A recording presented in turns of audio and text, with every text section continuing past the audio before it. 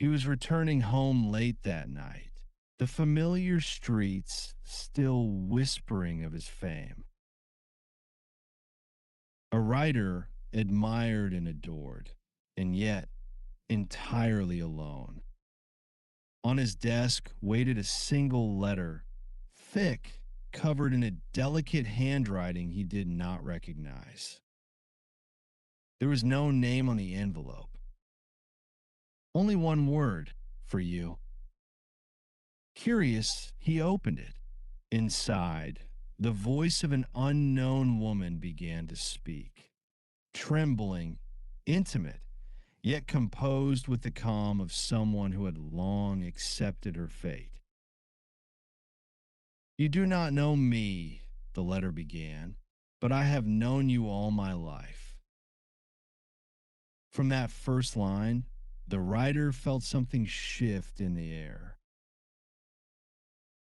The words carried a weight of years, of love, devotion, and pain. As he read, the scent of old memories filled the room. The woman told of her childhood when she lived in the same apartment building as him. He had been young, already successful, moving through life with effortless charm. To her, a shy girl with a heart too quick to dream, he became everything: her secret world, her first and only love. I watched you every day, she confessed. When you left your apartment in the morning, I counted the hours until you returned. The sound of your footsteps on the stairs was my heartbeat. Her words flowed like music, a melody of longing that had played in silence for years. She described how she would hide behind her door just to catch a glimpse of him passing by. She never spoke to him, never dared to meet his eyes. To him, she was invisible, but to her, he was the sun around which her whole life revolved. You never saw me, she wrote, but I was always there, a shadow following your light. The narrator paused, feeling the echo of her devotion. What kind of love survives unseen? What kind of soul burns so quietly, only to be discovered after death? And as the first part of the letter ended, it was clear this was not merely a confession. It was the story of a woman who had lived entirely for one man and had chosen to vanish without ever being known. Years passed, and the girl grew into a young woman, still living in the same building, still haunted by the music, the laughter, and the faint scent of tobacco drifting from his apartment.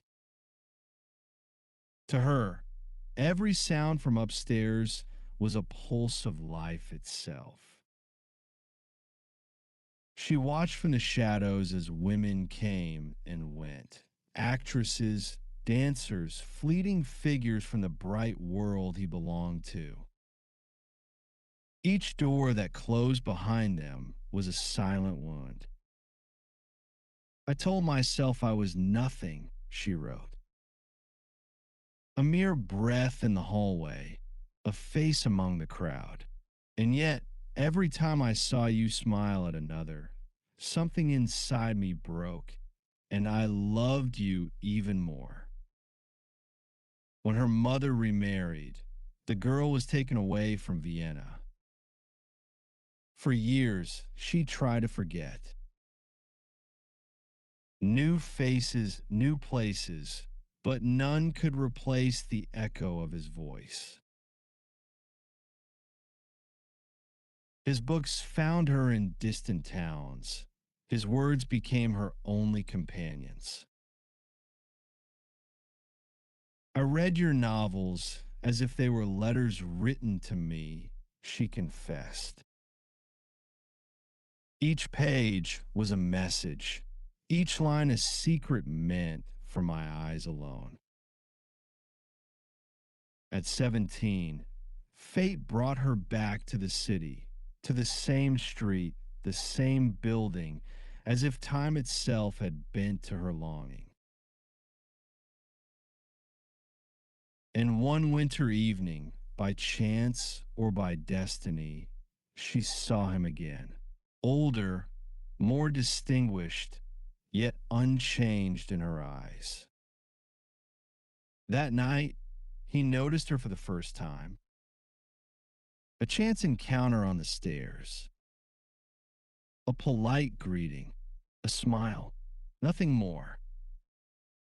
But to her, it was everything. You spoke to me just once, and my whole world came alive. I walked home through the snow, trembling, whispering your words to myself as if they were a prayer. From that moment, her love, once silent and distant, became a fire that consumed her.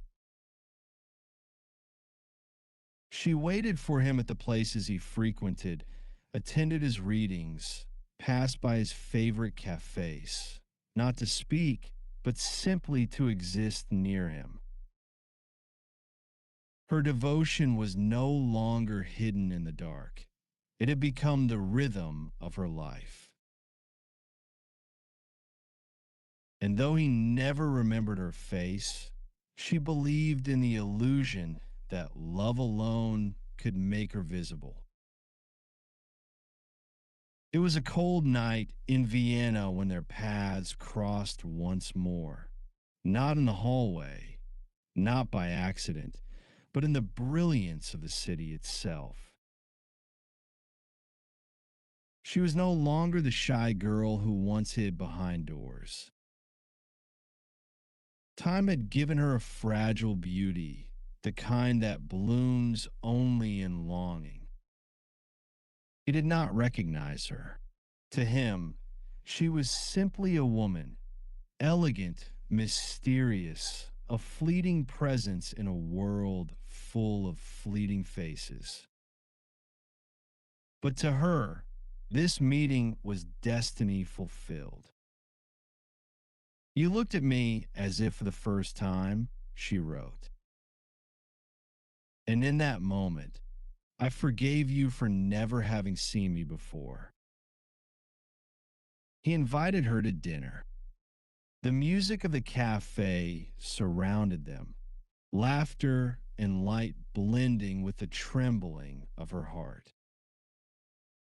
He spoke freely, charmingly, as he always had in her imagination. And she listened to every word as if it were a gift she had been waiting for her whole life.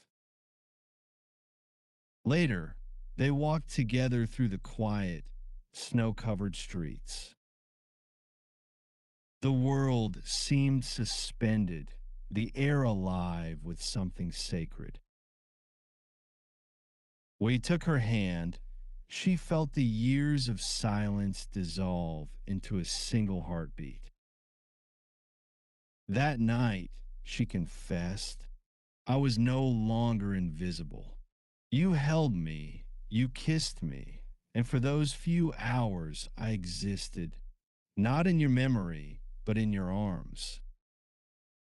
She did not tell him her name. He never asked. To him, it was a passing night, a fleeting passion soon to be forgotten. To her, it was eternity condensed into a few stolen moments.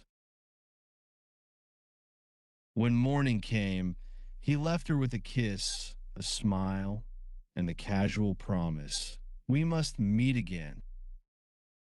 She knew he would not remember. She knew she would never be more than a shadow in his story. Yet she loved him still, not less, but more, as if love could survive even without being seen. You forgot me, her letter whispered, but I remembered every breath. I lived for that single night, and when you left, I began to die.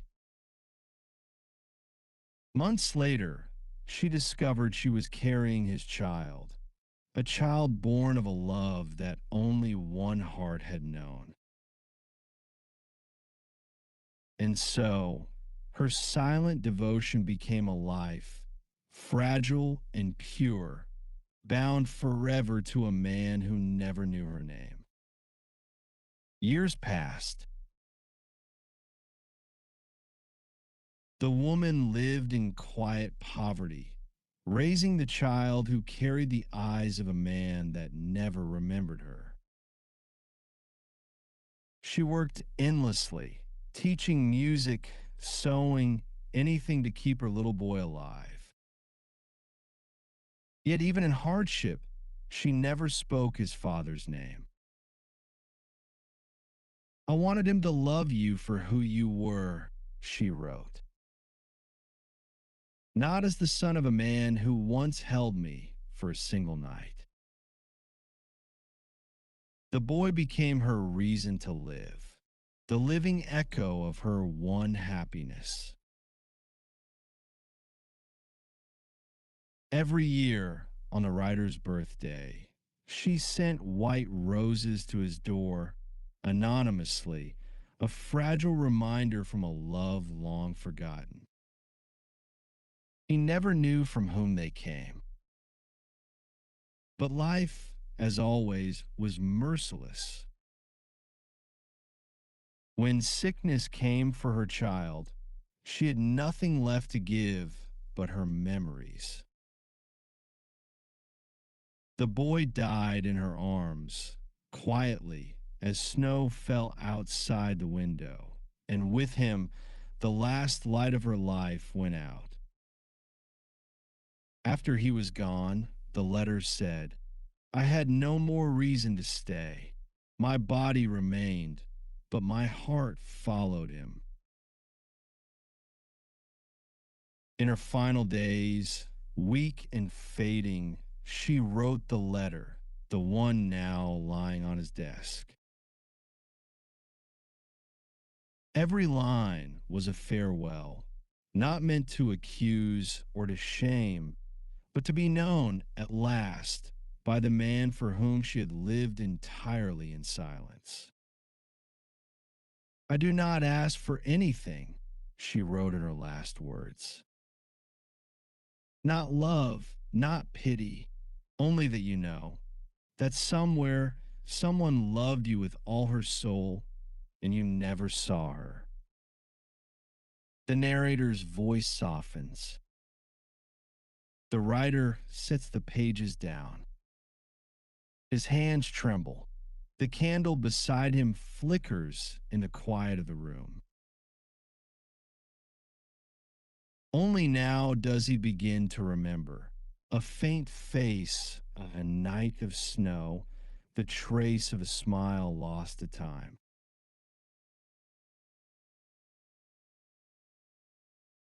He runs to the window, as if hoping to see her ghost pass by. But there is nothing, only the city sleeping beneath the same indifferent stars. For the first time, he feels the weight of her unseen love, vast, tender, and irrevocably gone. And so the letter ends, not with bitterness, but with the silence of a life that loved too deeply and a man who realized it too late. You never knew me, her voice whispers one last time, but I loved you always.